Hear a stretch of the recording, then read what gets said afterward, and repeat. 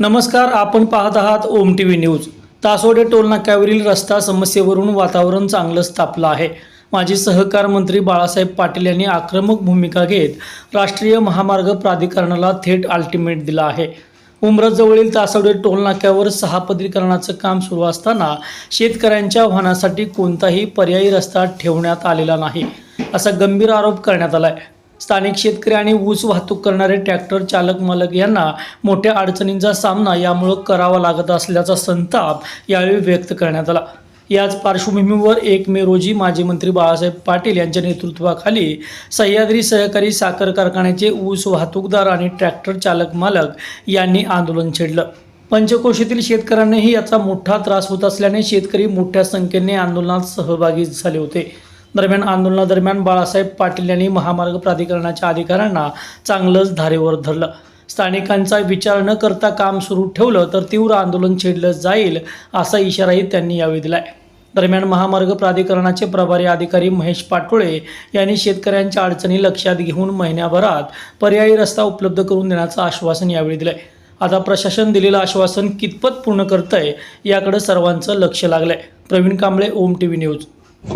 तासोडे शिवडे मार्गे कराड तालुक्यामध्ये आणि खटाव तालुक्यामध्ये जाणारा जो मार्ग आहे की ज्याच्यावर पूर्वी लाकडाचा पूल होता,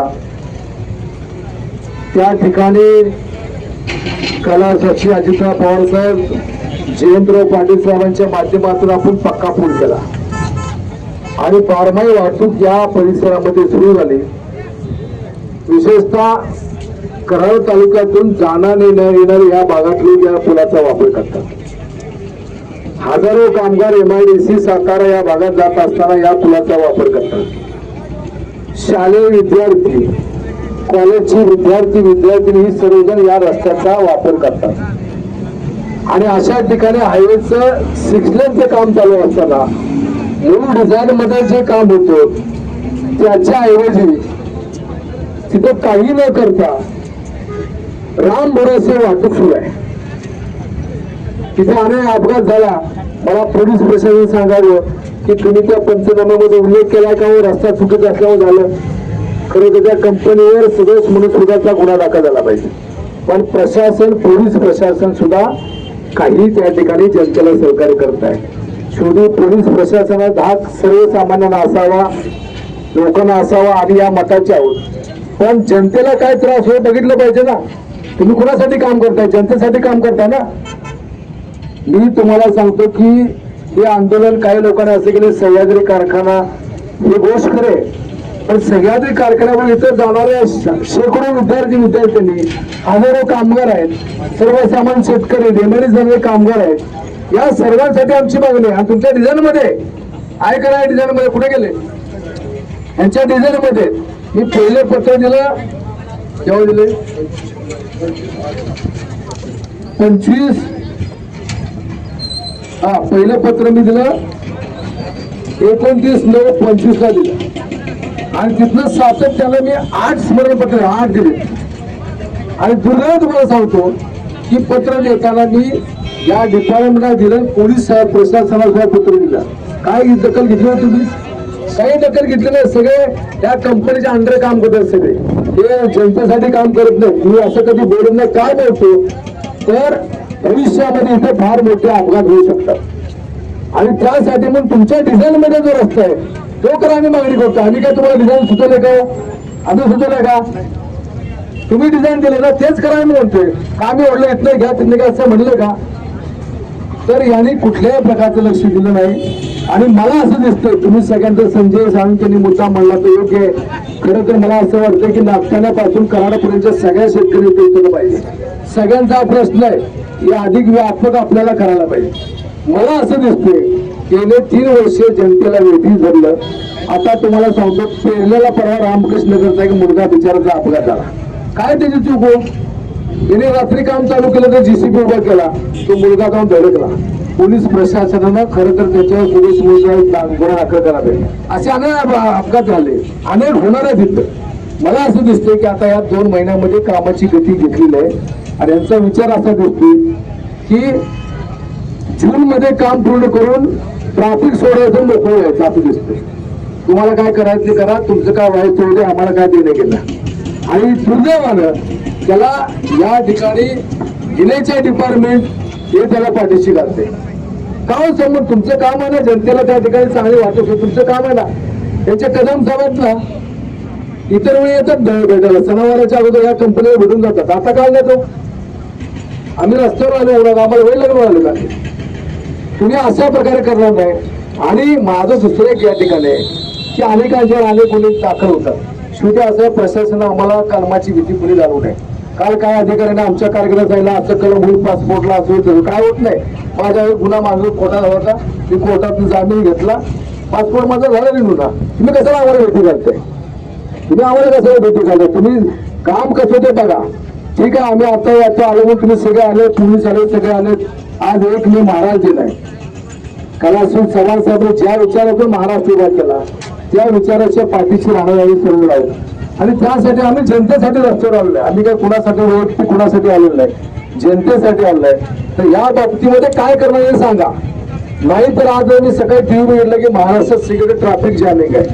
तिथे थोडा वेळ ट्रॅफिक जाम होईल, काय होईल त्यामध्ये काय? शेवटी तुमची जबाबदारी नाही, ट्रॅफिक क्लिअर करणं तुमची जबाबदारी झाला. करा तुम्ही त्या ठिकाणी. का आम्हाला अटक कराल का? आम्हाला 3 दिवस होणार का जेलमध्ये काय?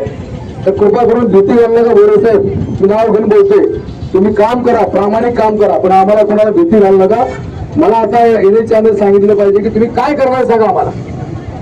काय करणार आहे तुम्ही?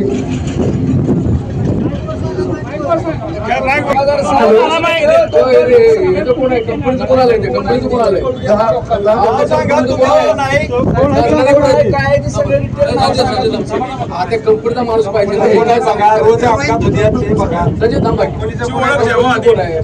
कंपनीशी काय रिलेशन आहे तुमचं? काय कृष्णा आहे डेप्युटी विद्या. आता आमच्या साहेबांच्या वरिष्ठ चर्चा करणं असं ठरलेलं आहे. 10 तारखेला आपण साहेबांच्या बैठक घेऊ. 15 तारखेपासून काम चालू करतोय आणि 15 मेला काम चालू करतोय. आणि 1 महिन्याची मदत 15 जून प्रमाणे करणार का? आपल्याला ज्या जागेवरची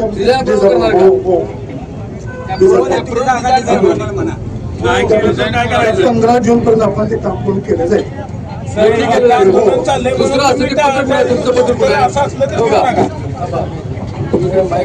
तुम्ही जे एमआयडीसी लाईनचं घातले गेलं आहे ते तुम्ही काय करणार? एमआयडीसी मला अर्ज लागणार, तुम्ही ते कारण सांगणार की आम्ही काम करणार नाही. हे काय तुम्ही दिले? तुमची जबाबदारी ना. एमआयडीसी पाईपलाईन नुकसान झालं ते तुमची जबाबदारी आहे ना. तुम्ही ते करायला पाहिजे. तुम्ही त्याच्यावर काय टाकताय? तुम्ही अप्रुव्हल म्हणजे काय? भाग तुमचा नाही ना. कंपनीचा माणूस करत नाही हो. बरं का, तुम्ही काय लिहिले की 10 तारखेला मिटिंग घेणार. कुठं मिटिंग घेणार तुम्ही? नाही, आम्हाला या एरियात मिटिंग घेतली पाहिजे. आणि 15 मेला काम चालू करणार आहात का? तर या नियोजनावर थोडस तुमची सही तुम्ही करणार आहात का? तुम्ही करणार आहात का सांगा. दोघं तुम्ही साक्षीदार पाहिजे. सही करणार आहात का? म्हणजे तुम्ही करणार नाही. ठीक आहे, तुम्ही करणार का? तुम्ही स्वीकारणार फक्त. ठीक आहे, हे असं असतं जेव्हा ते टाकायची मोकळी व्हायची. तुमच्या साक्षीनं आम्ही आंदोलन सोडलं, समजा सोडायचं म्हटलं आणि 15/6 तुम्ही पूर्ण करणार असं म्हणलं बरोबर. 15/6 एक तुम्ही 6 वेळेस लिहिलेलं आहे. 100 करणार का? आणि सह्या कोणाकोणाच्या जाऊ तुम्ही रिटायर होणार का? नाही, परत प्रॉब्लेम काय करायचं सांगा. सर्व ग्रामस्थांना काय सांग. साहेबांना माझी विनंती राहील हे करून आंदोलन मागे घ्यावं. 5 तारखेला मिटिंग घ्या साहेबांना. 10 तारखेला आणि त्यामध्ये हे एक प्रश्न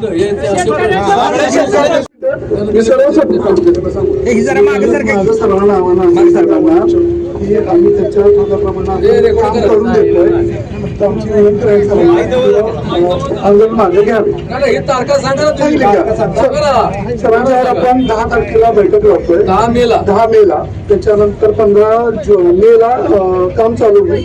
आणि 15 जून पर्यंत म्हणजे 1 महिन्याचा अगदी आपण मागितलेला आहे.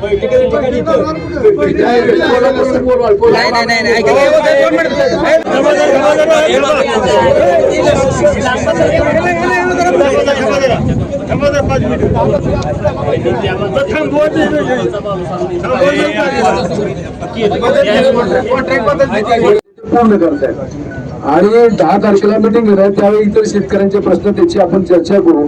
पण इथं एकच आहे की ही कंपनी काम करताना काही अडचणी आणतात, तर त्यावेळेस जर त्या 10 तारखेला काही चर्चा फिसकटली तर यापेक्षा जास्त संख्येनं आपण सर्वांनी इथं आलं पाहिजे. विशेषतः या भागातले एमआयडीसीचे कामगार, कारखान्याचे कामगार, विद्यार्थी, विद्यार्थिनी, महिला भगिनी अशा सगळ्यांना आपण बरोबर घेऊन पुन्हा आंदोलन आपल्याला करावंच लागेल असं मला वाटते. कारण हे मोगम बोलत आहे का, खरं आहे तुम्ही सांगा. तर याच्यावर आता यांच्या त्या अधिकाऱ्यांची सह, उग्र साहेबांची सह आणि नायब तहसीलदारांची सह, बरोबर ना. पाऊस लागल्यावर काम बंद केलं ही केलं सर, तर थांबू नका. आंदोलन आता आम्ही आता या ठिकाणी हे आजचं आंदोलन स्थगित करत आहोत. आम्हाला सगळ्यांना सामान्य जनतेसाठी सहकार्य करावं. शेवटी आमचा जनतेचा हक्क आहे, त्यासाठी सहकार्य करावं आणि पुन्हा आंदोलन करायची वेळ येऊन देऊ नका. एवढंच या ठिकाणी तुम्हाला सांगतो.